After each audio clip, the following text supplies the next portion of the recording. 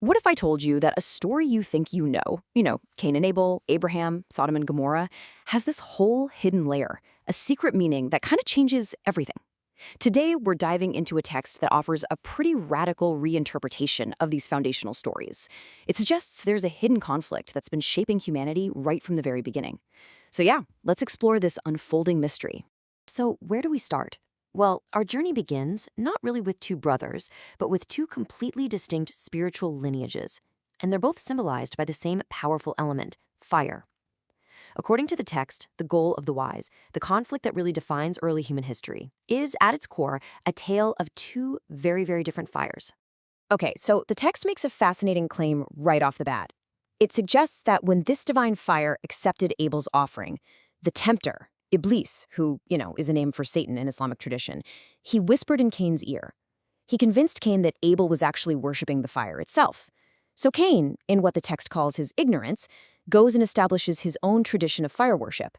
And just like that, a whole spiritual lineage is created, one that's totally separate from Adam's. Now, this whole fire worship thing doesn't just fizzle out, no way. The text traces it directly down through the generations, and it all leads up to a big name you've probably heard of, Nimrod.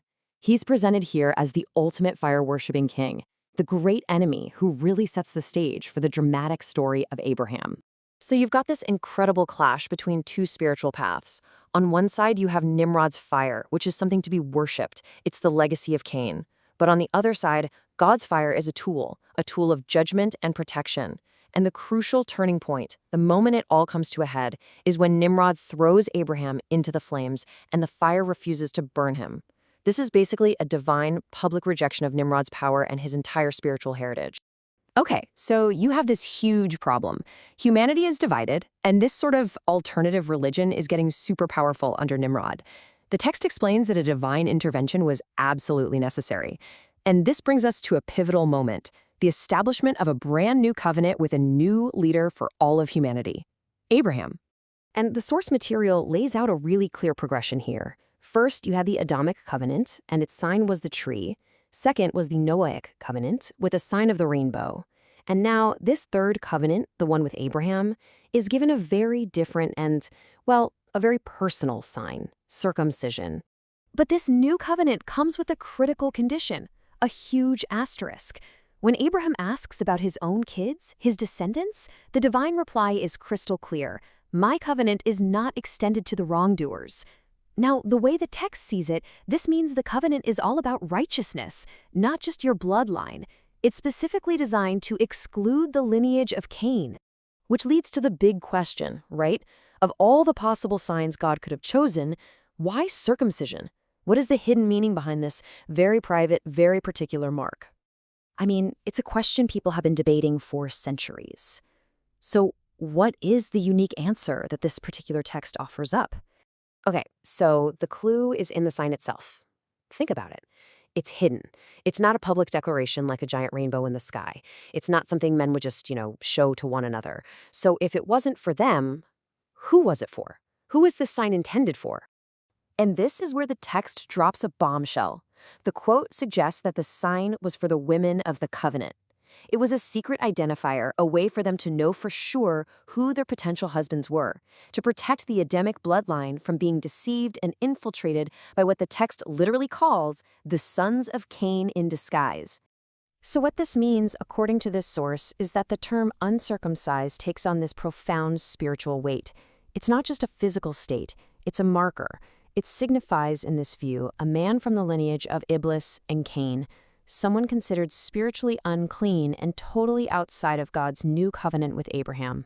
And this whole idea of a hidden sign separating two distinct family lines, it becomes the key to unlocking one of the most infamous stories from this whole era, the destruction of Sodom and Gomorrah.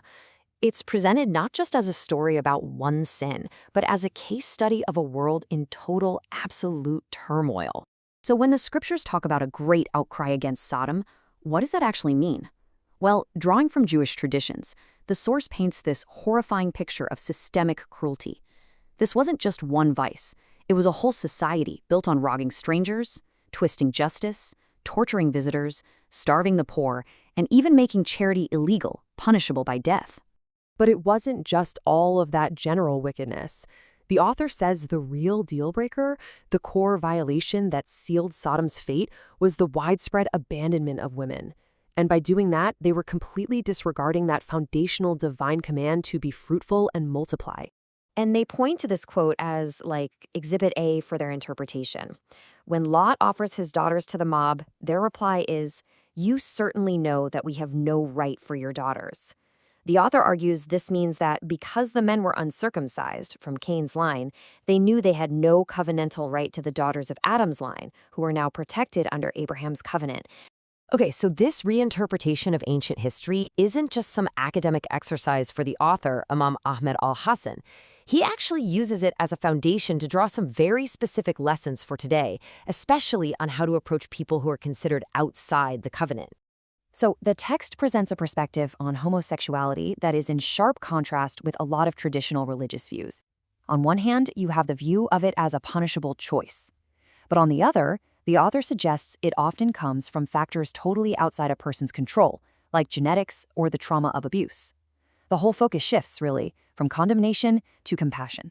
And this isn't just talk. There's this incredible story the source shares. When some of his followers wanted to kick a known homosexual man out of their house of worship, the Imam's response was this question: if I shut the doors to God in his face, on whose door shall he knock? It's a moment that just perfectly crystallizes this principle of radical inclusion. Okay, get ready for this, because this final claim in the interpretation is maybe the most stunning one of all. The text identifies a specific real-world location for the biblical cities of Sodom and Gomorrah, the area of the modern-day Dead Sea. The author takes a verse from the Quran, "We made its highest point its lowest," and takes it completely 100% literally. The argument here is that this isn't a metaphor for a city being turned upside down. No, it means that the Dead Sea area, which today is the lowest point of dry land on Earth, was once literally the highest point on the planet. We're talking even higher than Mount Everest before its divine destruction.